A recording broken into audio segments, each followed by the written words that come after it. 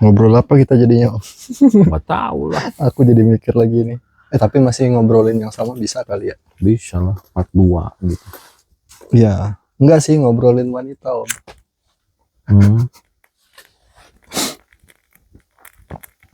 Cuma kan ini basisnya opini ya. Iyalah, kita mah nggak ilmiah, obrolan gak jelas. Kalau menurut Om, sulit nggak memahami wanita?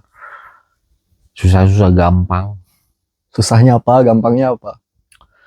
Susahnya, secara hakikatnya, jadi ya pasti nyambung sama agama nih masalahnya. Nggak apa-apa. Mesti tahu dulu hakikatnya, minimal di sisi religi yang kita percayai. Kan kalau dalam Islam banyak tuh dijelasin gitu kan, hakikatnya wanita itu bla bla bla bla bla bla bla. Dari situ kita udah punya gambaran untuk memahamin kenapa sih bentuknya kayak gini, terus karakternya kayak gini gitu. Itu udah ada semua. Nah, cuman kalau secara opini di luar religi sih, yang gampangnya apa yang susahnya? Iya, dua-duanya dong. Yang gampangnya apa, yang susahnya apa. Soalnya aku pribadi mah merasa susah banget gitu paham wanita. Makanya itu aku tertarik untuk membahas ini. Dalam sisi apa dulu? Semuanya dah, pokoknya ribet. Wanita mah makhluk drama. Nah, itu kan udah salah satu indikator wanita itu memang ribet. Nah, gampangnya pada dasarnya ya bukan wanita aja, semua orang juga kan pasti pengen bahagia ya. Nah, tinggal kita bisa mewujudkan itu terhadap wanita, itu juga udah aman sebetulnya. Kalau aku sih lebih ke hak dan kewajiban aja sih. Jadi kalau balik ke tadi lagi bicara tentang hakikat, menurut Om hakikatnya wanita itu apa gitu? Ya kalau aku mau maknanya, soalnya kalau aku dari sisi agama ya, ya kan jelas disebutin gitu. Ada dalam satu hadis Rasul gitu, bahwa wanita itu terbuat dari tulang rusuk yang paling bengkok. Jika kita mencoba meluruskannya, maka akan patah. Mungkin gambarannya, tafsir aku, versi aku sendirilah. Anggap, ya mesti berlemah lembut dengan wanita. Itu satu gitu. Karena mereka tuh kan nggak bisa diperlakukan kasar gitu. Terlalu lembut juga nggak benar juga kan? Ya, proporsional gitu kan. Terusannya si hadis itu juga bilangnya, jika kamu ingin meluruskannya, maka berlemah lembutlah dengan mereka. Nah, itu kan udah satu anjuran gitu kan, udah ketahuan satu gitu kan. Di ayat Quran juga kan ada disebut bahwa anak dan istrimu akan jadi ujian untukmu. Nah, gimana coba? Jangan nikah dong kalau gitu. Iya, maksudnya kan sendiri aja ujiannya udah banyak banget, tambah lagi punya istri, tambah dong ujiannya, punya anak lagi. Namanya juga hidup, bos. Hidup ya pasti ada terus lah permasalahan, ujian. Ya betul lah apa yang dikatakan Rasul, kita nggak bisa kasar gitu. Kalaupun posisi mereka salah, ya kita mesti ngasih taunya kan dengan cara yang lebih bijak lah gitu, nggak pakai emosi lagi. Karena ada anjuran-anjurannya gitu, saat misalkan ada pertikaian antara suami istri mesti gimana gitu. Lebih ke situ, karena kalau misalkan kita mikir sendiri tuh capek gue sebetulnya. Kebanyakan kan malah jadinya berantakan. Kalau kita pakai versi kita sendiri lah, maksudnya cara-cara kita sendiri, lebih sulit. Terus menurut Om ada nggak itu kesalahpahaman wanita dalam mengartikan sikap laki-laki? Banyak lah. Apa contoh-contohnya gitu? Ya kan, karena kan perempuan tuh kayak apa Om ya, dia semacam punya kamus khusus gitu. yang cuman mereka bisa yang bisa memahami sendiri gitu. Apa ya,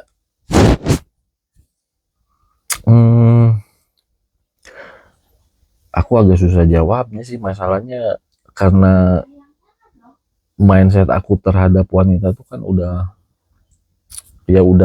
beda, nggak kayak dulu lah gitu. Kita kan kaum laki-laki itu biasanya cenderung berpikir logis gitu ya. Eh, tendensinya lebih ke logika, kalau perempuan kan lebih ke perasaan gitu. Iya, itu udah menjawab tuh satu. Masa aku yang nanya, aku yang jawab? Itu tadi menjawab, karena mereka lebih mengutamakan perasaan bukan logika. Salah satunya itu ada di kamus mereka tuh. Iya. Terus kan kayak gini, ya kan ada ujaran yang maha benar bukan wanita apa segala macam gitu. Dia punya pemikiran sendiri gitu kan. Terus yang pasti sih kayak kesalahpahaman yang sering tuh lebih di masalah komunikasi. Makanya komunikasi itu penting. Kadang kan ada istilah apa, lelaki tidak bercerita. Nah, itu salah juga sebenarnya. Ya aku sepakat mah kalau itu. Untuk kondisi-kondisi tertentu dibutuhkan sebetulnya. Nggak mesti kita ngomong gitu. Kalaupun kita menjelaskan, kalau jadi masalah buat apa dijelasinnya? Contoh misalkan kita beli kendaraan, kan nggak bisa dijelasin. Kan lebih baik apa? Minta maaf daripada minta izin. Nah, itu kunci buat laki-laki ya. Lebih baik minta maaf daripada minta izin. Iya. Nah kalau izin mah kayak perempuan kayaknya lebih ribet daripada pemerintah gitu ya. Iya. Birokrasinya panjang. Udahlah gitu. Wanita tuh kan seneng dikasih hadiah apa gitu. Itu kan metode-metode buat kita nurunin temperamen mereka lah, lagi marah apa. Kalau dikasih hadiah tuh gue biasanya diem ya. Wah. Nah bicara tentang komunikasi, tadi kan Om sempat bilang komunikasi juga. Ngebangun komunikasi yang efisien dengan perempuan itu ada nggak trik khususnya? Nggak ada. Kalau aku ngalir aja sih, nggak tahu. Tapi kalau orang lain ya, Pak, ada mungkin metode-metode. Kan kayak banyak lah motivator cinta juga ya. Yang dengan berbagai jurus-jurusnya lah, kata-kata manis gitu ya. Iya, kata-kata manis apalah. Dan ya memang momen-momen tertentu dibutuhkan sih, kayak kita mesti bisa ngegombalin gitu. Itu mereka biasanya senang juga.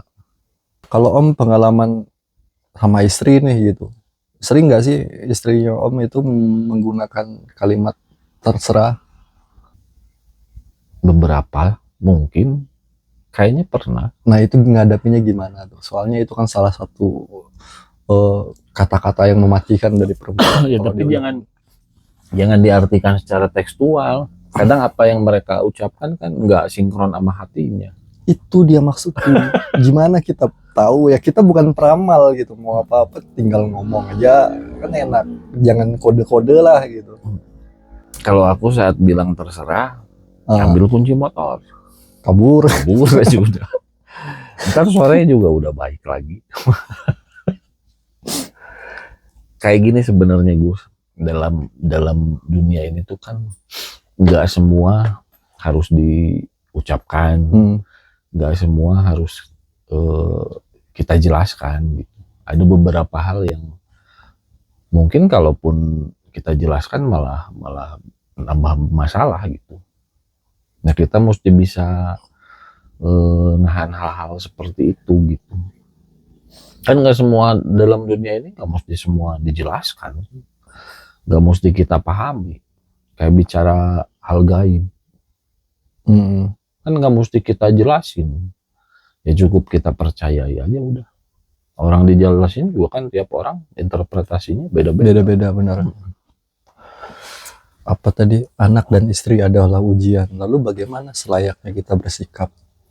Om yang sudah mengalami, aku mungkin kelak bersikap sebagai kepala rumah tangga ketika mereka itu ujian nih.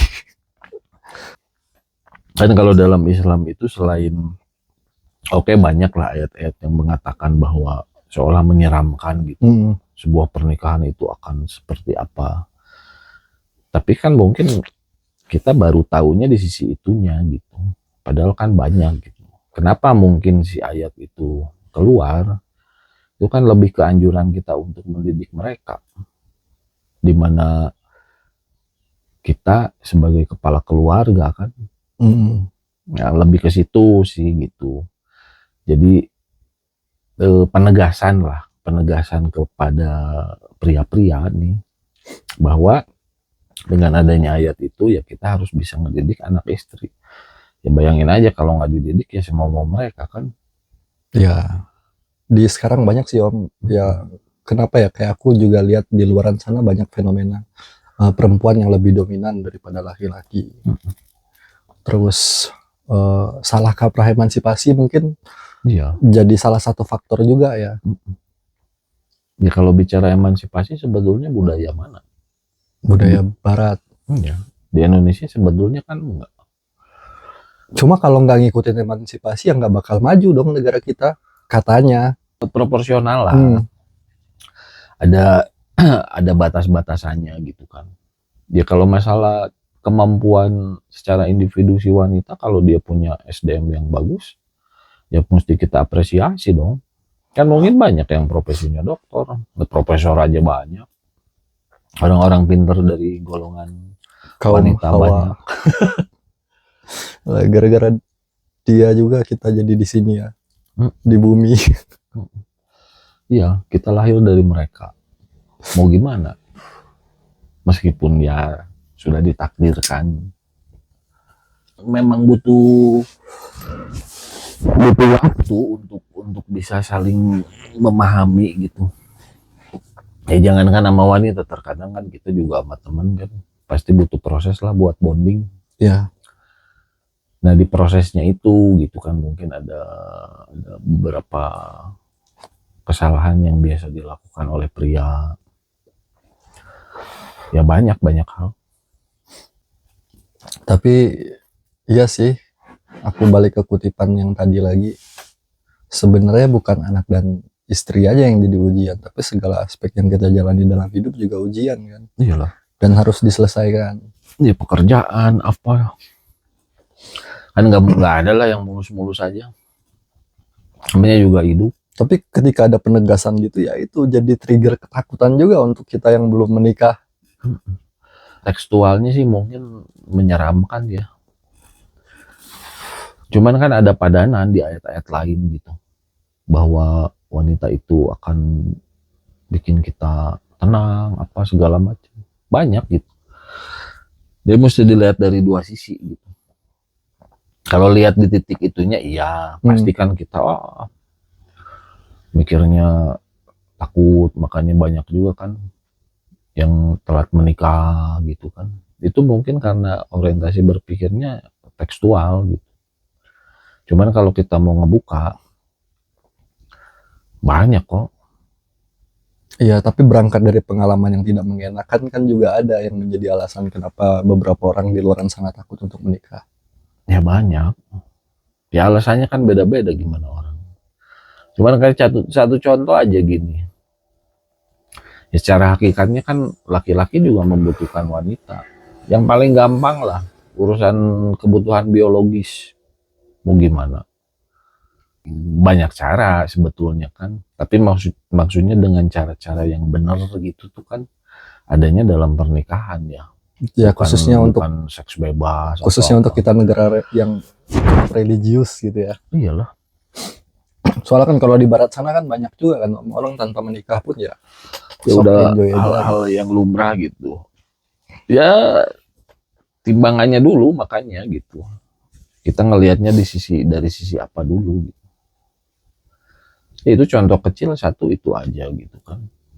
Belum yang lain-lainnya. Ya kalau aku sih secara laki-laki yang berkeluarga lah anggap banyak peran-peran wanita dalam kehidupan kita tuh.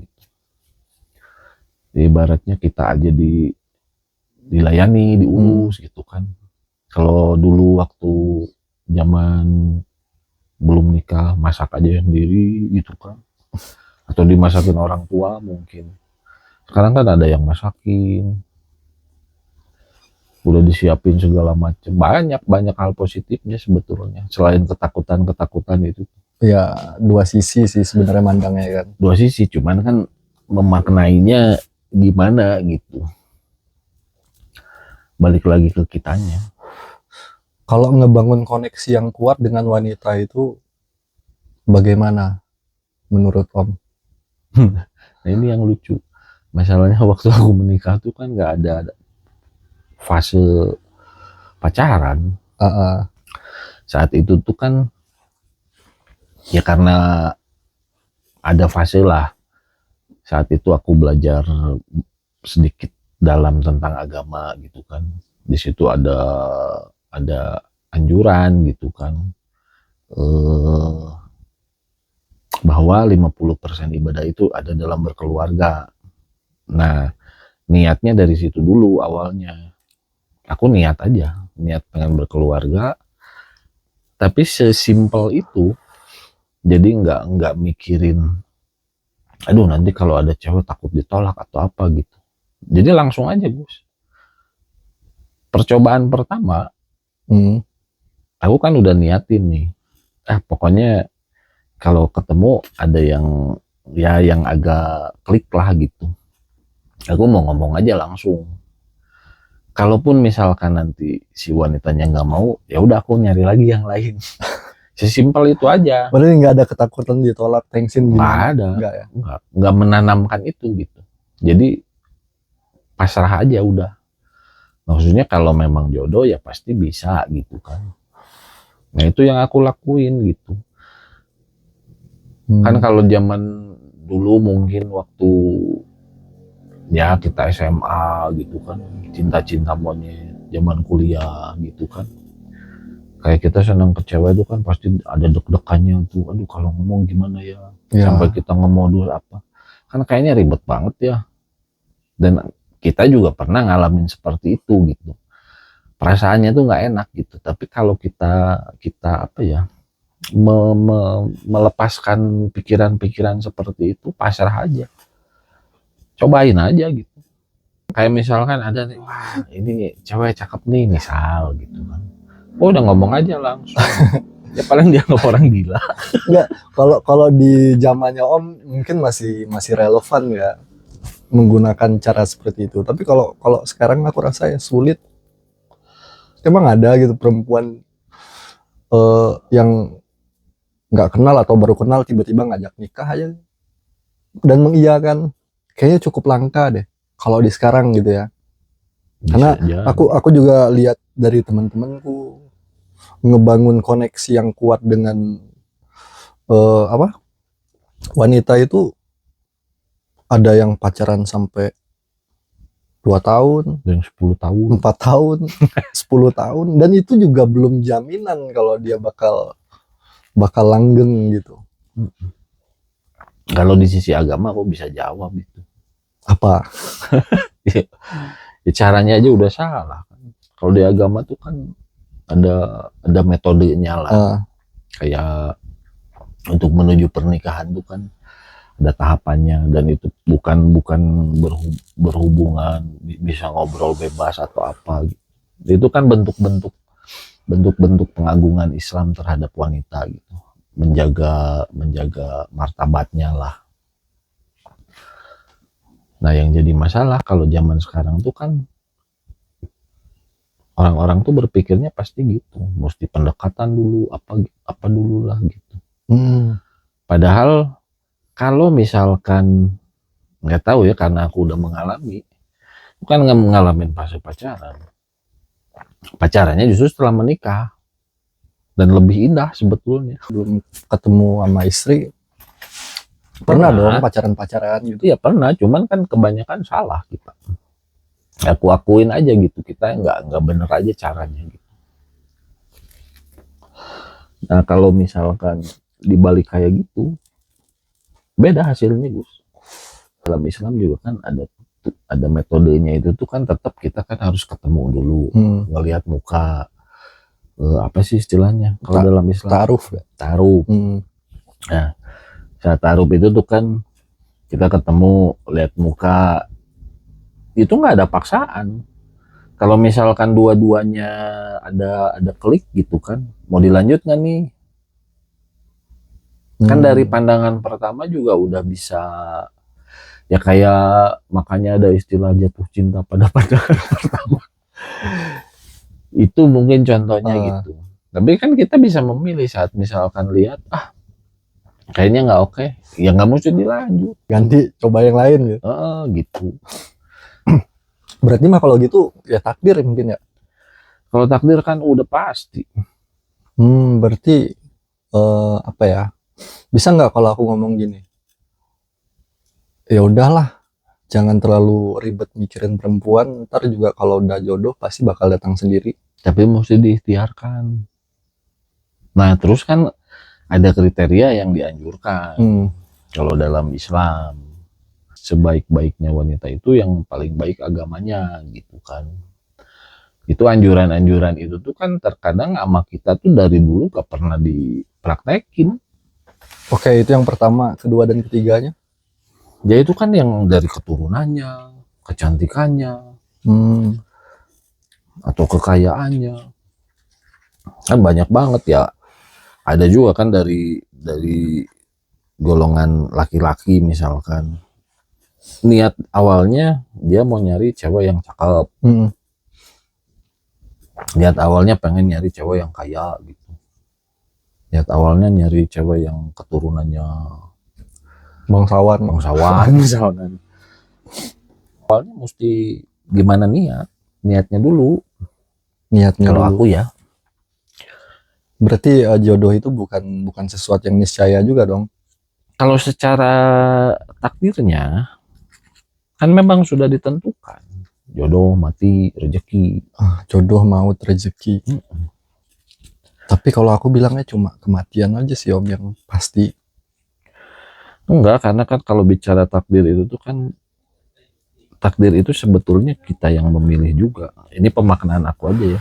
Anggaplah aku orang awam lah. Bicara agama. Tuhan itu mentakdirkan jodoh itu tuh jodoh, mati, rezeki itu tuh kan udah ketentuannya. Tapi kita tuh selalu diberikan pada pilihan-pilihan. Karena secara hakikatnya manusia itu kan banyak keinginan lah. Nah, yang dipilih itu akan berjalan takdirnya. Jadi ada pilihan-pilihan, Gus. Kayak contoh gitu misal, ini contoh aja. Pagi hari kita mau jalan keluar nih. Tuhan tuh menakdirkan pilihannya tuh antara kita pakai mobil atau motor misalkan gitu. Nah kita kan pasti sesuai keinginan kita atau kondisi gitu kan, yang bikin kita memilih salah satunya. Akhirnya dipilihlah, pakai motor aja biar cepet gitu. Karena misalkan kita punya janji buru-buru gitu. Setelah kita pakai motor, takdirnya misalkan bannya bocor gitu. Padahal kalau kita memilih pakai mobil, waktunya bisa lebih cepat. Karena bocor motor, kita telat juga. Contoh gitu kan. Kan pada dasarnya kita yang menentukannya. Cuman apapun yang kita pilih itu tuh udah ada jalan takdirnya. Terus dulu sebelum dapet filter agama gitu ya, sempat ada ketakutan nggak untuk menikah? Ada lah fase-fase itu. Kan kalau dulu ya wajarnya anak muda gitu saat dihadapkan satu urusan pernikahan itu tuh, contoh aja kayak belum siap karena kita secara ekonomi lah, itu dijadikan alasan-alasan. Padahal kan terkadang semua orang juga membawa rezekinya sendiri. Pegawai, termasuk ya istri kita juga gitu. Dia kan udah ditentukan rezekinya. Cuman mungkin melalui tangan kita. Atau begitu pun sebaliknya. Ada rezeki kita yang melalui tangan istri kita. Dan saling ngebantu nantinya sebetulnya. Iya nggak sih? Ya, bisa jadi. Kenapa bisa jadi? Kayak nggak yakin gitu. Nggak tahu ya, karena aku masih berkutat pada apa ya, takut mungkin iya, dan belum kebayang aja ketika menjalani fase itu. Mungkin aku nggak bisa menjalani seperti saat ini sendiri bebas mau kemanapun gitu. Iya. Balik lagi ke pertanyaanku tadi, Om juga pernah ada di fase itu kan, ketakutan. Apa sih yang menjadi triggernya? Ya triggernya tuh ya itu setelah aku tahu ilmunya dalam Islam gitu. Karena memang ada beberapa fase dulu menuju ke situ tuh. Kitanya belajar dulu, ngebenerin diri kita dulu gitu. Ya akhirnya mungkin ya dipermudah jalannya, nggak sulit gitu kan. Ya kalau aku rasa sih salah satu metode mendapatkan jodoh yang baik atau apa tuh ya mesti balik lagi ke diri kitanya. Perbaiki dulu lah diri kitanya gitu. Karena terkadang kita juga nggak sadar dengan kesalahan-kesalahan kita sendiri. Kenali diri kita sendiri dulu gitu kan. Berarti apa? Perbaiki aspek religinya dulu. Semua segala hal gitu diperbaiki gitu. Bisa aja dulu kan faktor-faktor kenapa misalkan yang udah pacaran 4 tahun 5 tahun terus nggak jadi gitu. Itu kan dari individunya pasti ada kesalahan. Iya. Kesalahan niat sih biasanya. Salah niat ya. Iya niatnya dulu gitu. Atau kadang dari masing-masingnya niatnya belum ketemu. Cuma kalau dibicara tentang aspek religinya juga ya pasti salah mah kalau namanya pacaran gitu kan. Ya kalau ditimbang dari sisi religi. Karena aku juga dulu gitu fasenya. Cuma di era sekarang kayaknya nggak ada deh orang, atau ada pun ya bisa presentasinya kecil lah gitu.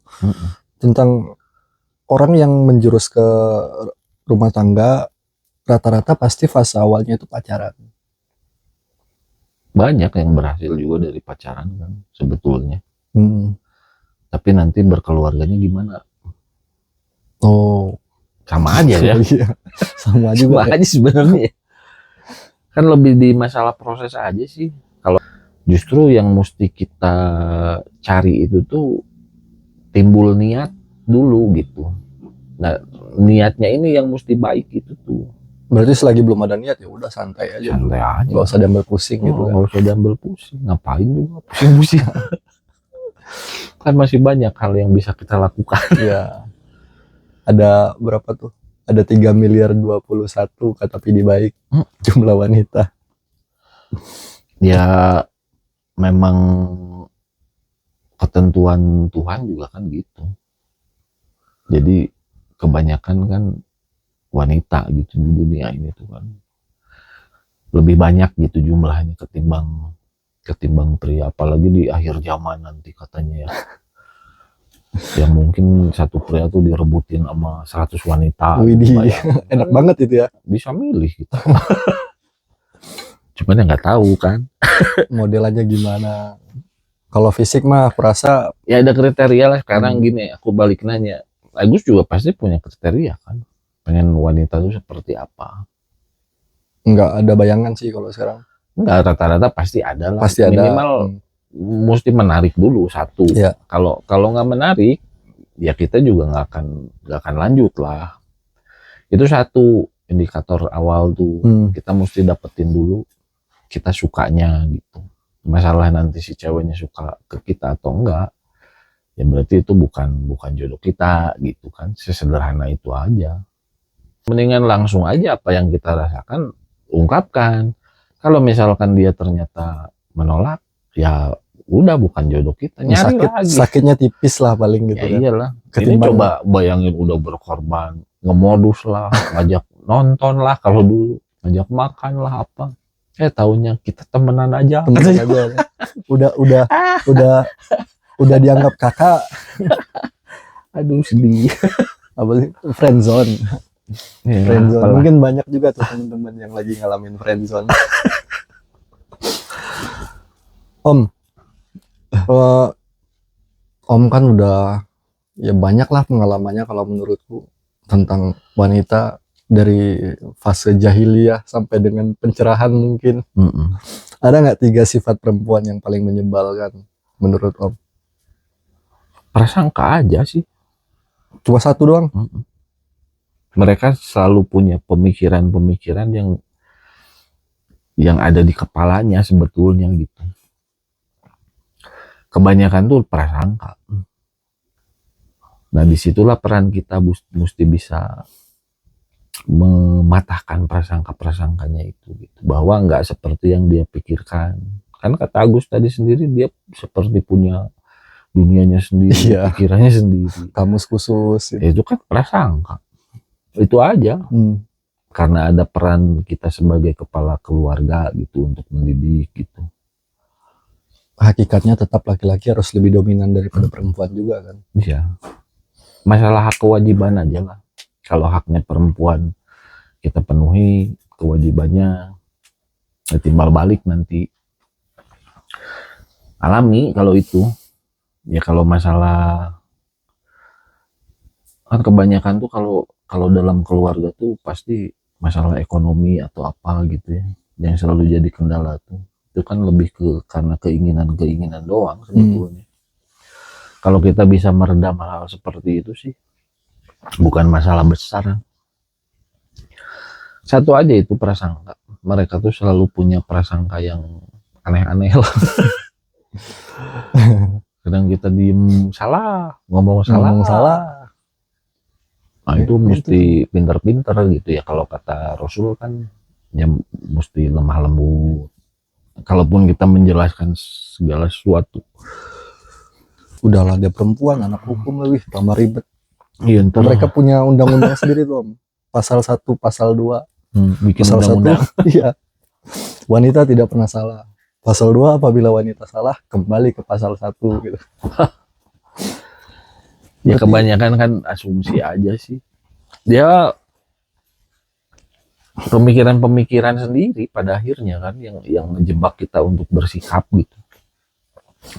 Kalau aku bilang ya itulah kalau esensinya memang ada keinginan untuk berkeluarga, ya minimal perbaiki dulu diri kitanya, terus kita belajar hal-hal tentang berkeluarga, ya mau itu dari sisi agama atau misalkan apalah motivator kayak apalah.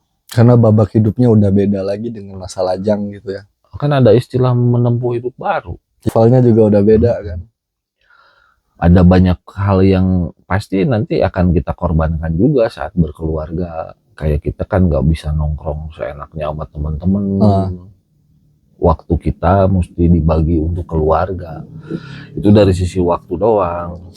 Belum kalau rezekinya, kita punya duit ya kita mesti berbagi dengan keluarga. Berarti kesimpulan obrolan kita kali ini tentang wanita apa Om? Itu pasti banyak tuh yang penasaran. Kesimpulannya apa ya? Aku bingung menggambarkannya, soalnya mesti nyobain gitu. Ayo cobain gitu ya nikah. Jadi aku cuman menyarankan ya kurangilah berasumsi ketakutan ini itu. Mendingan jalanin aja dulu. Kalau dari aku mah kesimpulannya masih tetap sama dengan apa yang kupikirkan selama ini. Wanita mah selalu ribet. Jadi kalau misalkan ada nih penulis yang mampu bikin buku sebuah taktik menguasai wanita, aku rasa tuh buku pasti bakal bestseller banget ya. Bahkan saat agamanya bagus sekalipun itu tuh akan ada selalu permasalahan gitu. Saat kita udah jalan